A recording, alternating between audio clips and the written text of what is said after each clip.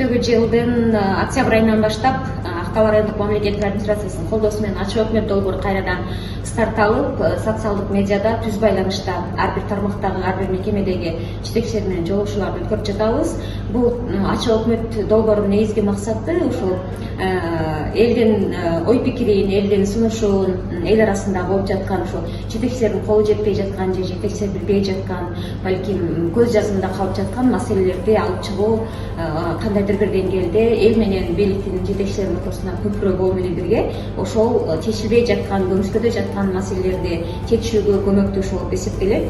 Буюрса ачык өкмөт долбоорун райондун аймагында мындан ары дагы социалдык медиада улам терезеп ишене алам. Бул ачык өкмөт долбоору эл үчүн абдан жакшы кызмат кылууда жана кыла берет деп ишенем.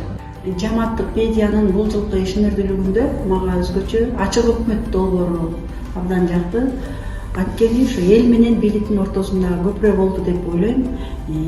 Жергиликтүү бийлик элдин суроолоруна коркпостон келип жооп берип, эл дагы коркпостон айыл өкмөткө суроолорун берип, менимче социалдык биримдик бекемделди деп ойлойм.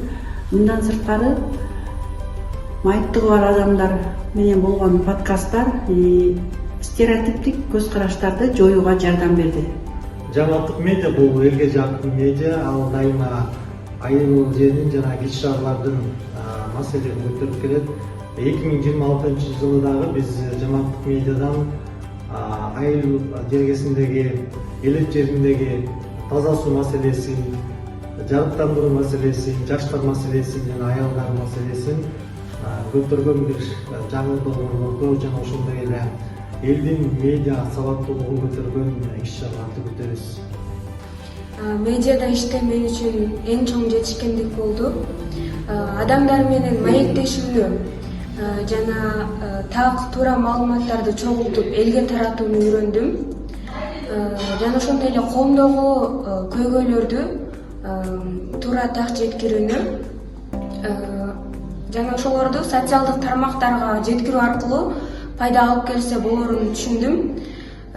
Жана жаңы адамдар менен, ийгилик жараткан адамдар менен тааныштым жана ошондой эле баарлашканды үйрөндүм.